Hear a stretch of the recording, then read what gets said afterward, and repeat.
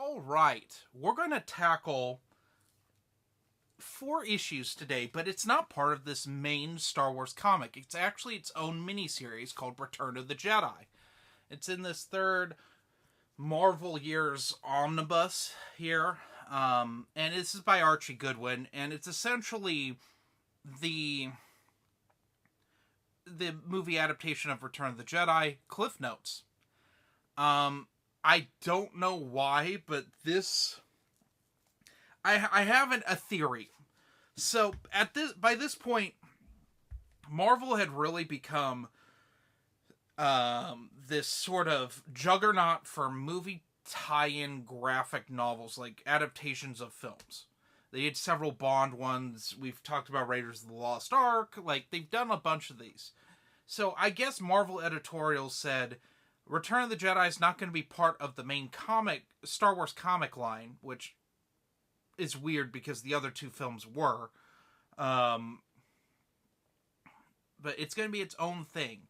And instead of 5 issues like the previous ones were, it's going to be cut down to 4. But we're still going to have Archie Goodwin, the king of writing 1,000 word boxes in his comics. It's a recipe for disaster. And it's not a good adaptation.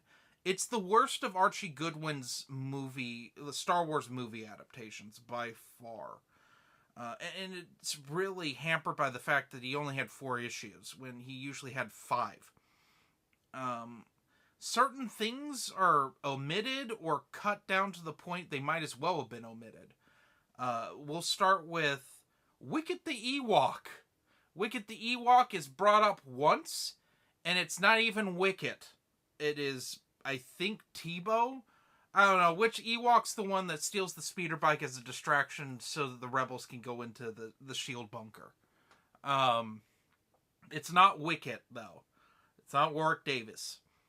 And part of why Wicket's omitted is that Leia on the speeder bikes is omitted from this, too. It's implied she got on a speeder bike and got lost, but we don't see it. In fact, most of the speeder bike chase is not in the comic at all.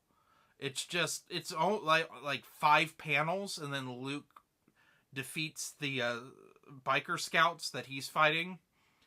And like, it's like weird stuff like that. Like, Lando's barely in this. Lando might be in 6 panels, and I'm not even kidding. And most of those, he's sitting in the Millennium Falcon. He's mostly omitted. Leia's mostly omitted from this. It's really the Luke comic, I guess. He's the one that's in there the most. And even then, most of his duel with Vader is not there. And, like, to top it all off, like, we also have, like, Mon Mothma's in 1 panel. Crix Nadine's in 1 panel. That's more excusable because they're very minor characters. Admiral Akbar's only in a couple panels. Wedge is in 2 panels, and I counted it. And that's counting his X-Wing. There's one of him in the cockpit, and there's one of him in the X-Wing. And he's a key character in the movie, in the space battle over Endor. He's a key figure. He's one of the few rebels that survives. He was instrumental in blowing up the second Death Star. It's just so weird. It's just really lazy. It's a lazy comic.